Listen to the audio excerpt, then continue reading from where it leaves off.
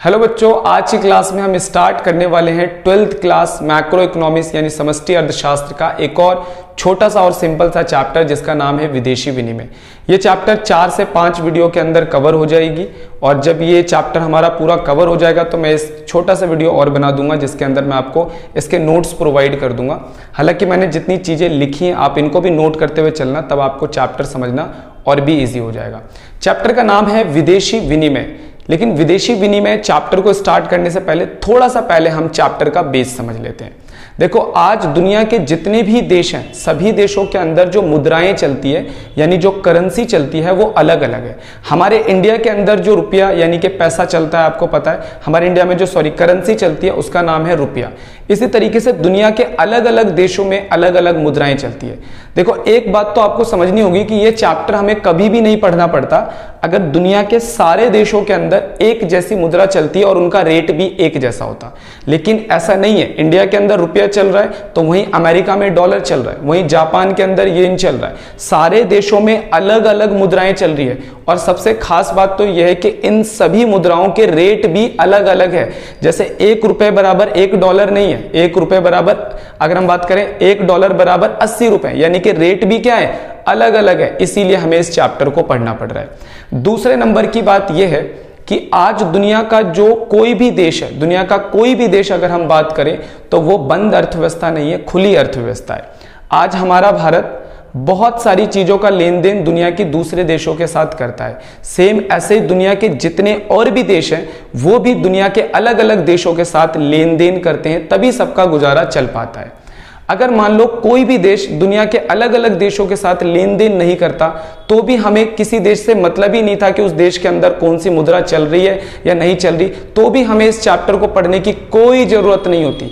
हमें इस चैप्टर को पढ़ना पड़ रहा है, इसके पीछे 2 बड़े कारण हैं। सबसे पहला, हमारे लेन देन दुनिया के अलग अलग देशों के साथ होते हैं। दूसरी बात, दुनिया के अलग अलग देशों में चलने वाली करेंसीज अलग अलग है और उनका साथ में रेट भी अलग अलग है। इसलिए हमें इस चैप्टर को पढ़ना पड़ रहा है।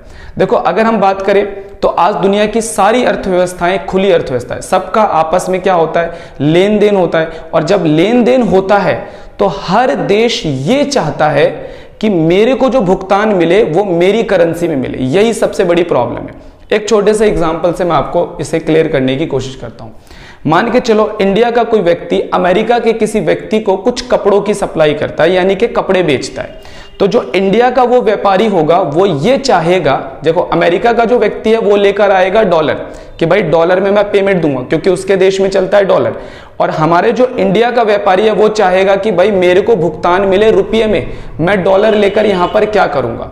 अब इंटरनेशनल मार्केट के अंदर क्या होता है, रुपये को जब वो हमारे को पेमेंट देने के लिए आएगा तो उसे पहले अपने डॉलर को रुपये में चेंज करवाना पड़ेगा, फिर वो हमें पेमेंट करेगा, तभी हमारा व्यापारी उस पेमेंट को एक्सेप्ट करेगा। सेम अगर हम इसी चीज को अपोजिट समझे, अगर मान लो हम अमेरिका से कोई सामान खरीद रहे हैं तो जो अमेरिका का वो ट्रेडर है, जो व्यापारी है, वो ये चाहेगा कि हम उसको पेमेंट किस में करें, डॉलर में करें। लेकिन हमारे पास क्या है, रुपया है। तो हम उस रुपये को इंटरनेशनल मार्केट के अंदर क्या करेंगे, फॉरेन एक्सचेंज मार्केट में क्या करेंगे, चेंज करवाएंगे डॉलर में रुपये को और फिर डॉलर ले जाकर हम उसको पेमेंट करेंगे।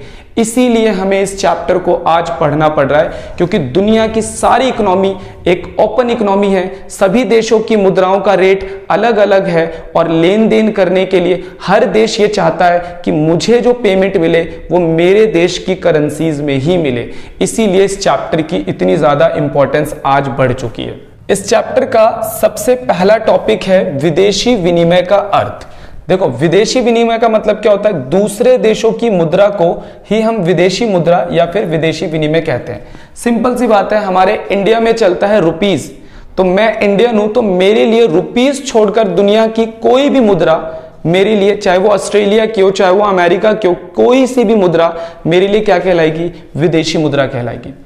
विश्व के कुछ प्रमुख देशों की मुद्राओं का मैं नाम बताता हूं। देखो, आप गूगल पे सर्च करके दुनिया में जितनी भी कंट्रीज है उनकी मुद्राएं देख सकते हो कि उनकी मुद्रा को हम लोग क्या कहते हैं। तो दुनिया के ज्यादातर जो बढ़िया देश हैं, जो डेवलप्ड कंट्रीज हैं, उनकी मुद्राओं का, या जो फेमस कंट्रीज हैं कुछ, उनकी मुद्राओं के नाम आप नेट पे सर्च करके भी देख सकते हो। हालांकि मैंने कुछ के नाम लिख भी दिए। जैसे ऑस्ट्रेलियन में ऑस्ट्रेलियन डॉलर चलता है, बांग्लादेश में टका, ब्राजील में रियल चलता है, कनाडा में कैनेडियन डॉलर चलता है, चाइना में युआन चलता है, फ्रांस में यूरो चलता है, जर्मनी के अंदर यूरो चलता है, इंडिया में हमारा रुपीस चलता है, ये तो अपनी करेंसी है।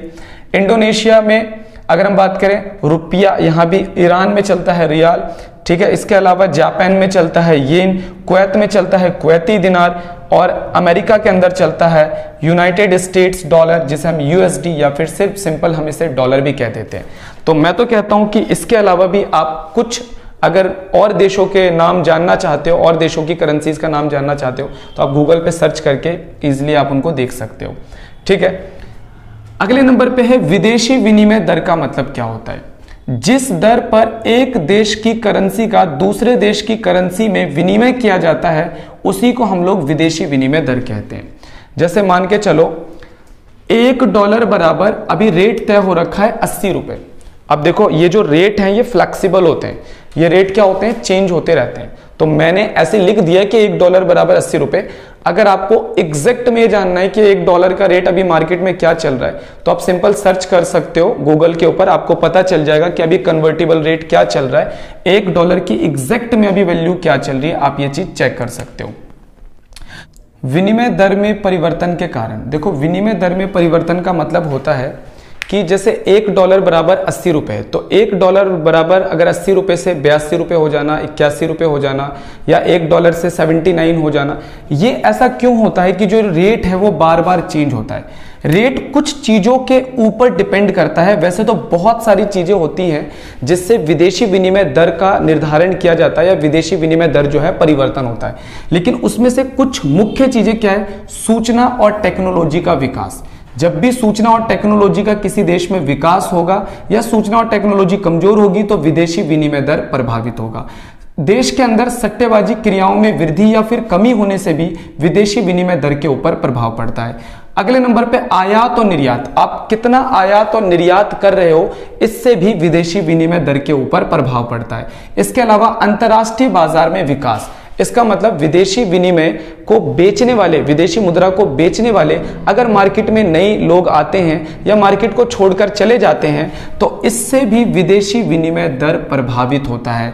ये 4 ऐसी चीजें हैं जिससे विदेशी विनिमय दर प्रभावित हो सकता है, यानी ये मुख्य चीजें, इसके अलावा और भी चीजें हो सकती है। अगले नंबर पे विदेशी विनिमय दर को दिखाने के 2 तरीके होते हैं। एक होता है मौद्रिक विनिमय दर।